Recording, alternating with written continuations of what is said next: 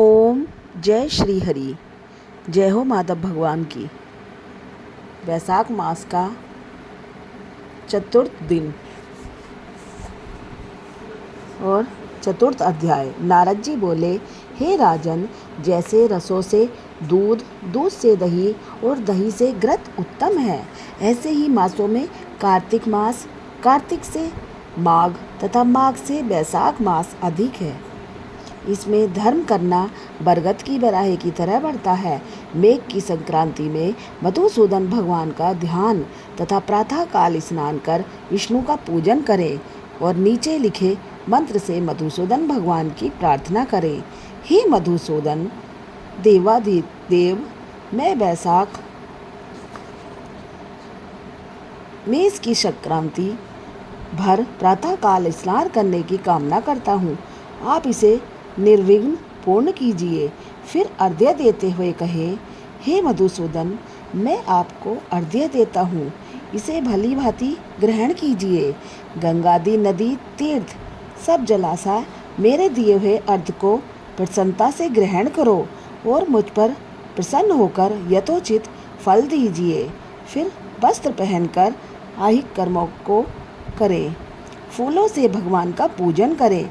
विष्णु भगवान की वैशाख मास संबंधी कथा सुनने से वह कोटि जन्म से संचित पापों से छूटकर मोक्ष पाता है। पृथ्वी, स्वर्ग और पाताल कहीं भी उसे दुख नहीं होता, कभी गर्भ में नहीं आता और न कभी माता का दूध पीता है।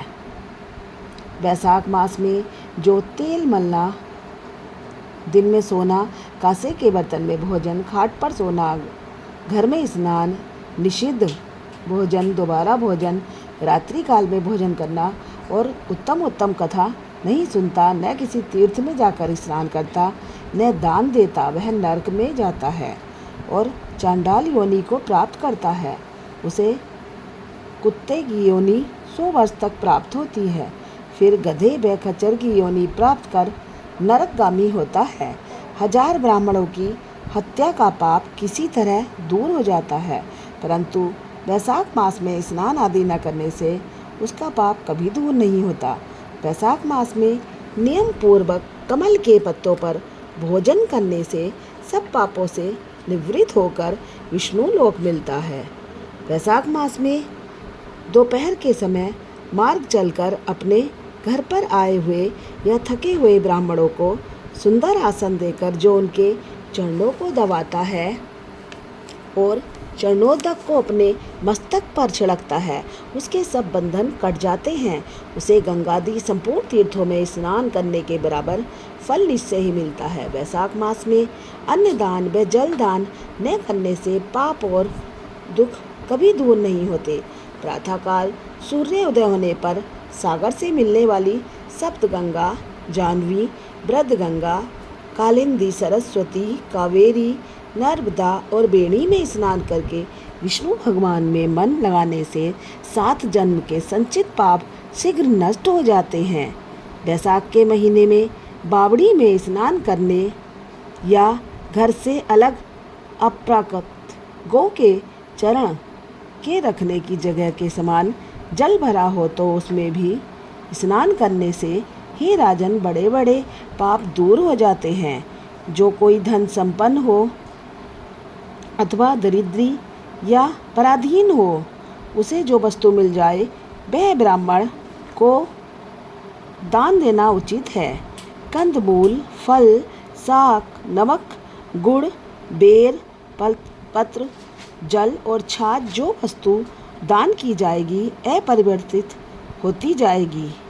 दान न करने से दरिद्रता आती है, दरिद्री होने से पाप किया जाता है, पाप करने से नरक मिलता है। इसलिए सुख की इच्छा करने वाले को अवश्य दान करना चाहिए, क्योंकि बड़ा मकान अच्छा सुंदर और सब सामग्रियों से शोभायमान हो, मगर उस पर छत न हो तो शोभा नहीं पाता।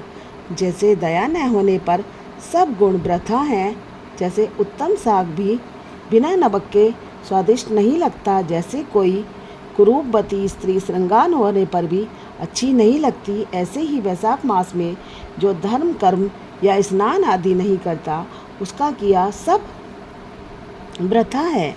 वैशाख मास में तीर्थ यात्रा, जप, यज्ञ, दान और होम आदि का फल भी अधिक होता है और तुरंत फल मिलता है। मधुसूदन भगवान इसके देव हैं।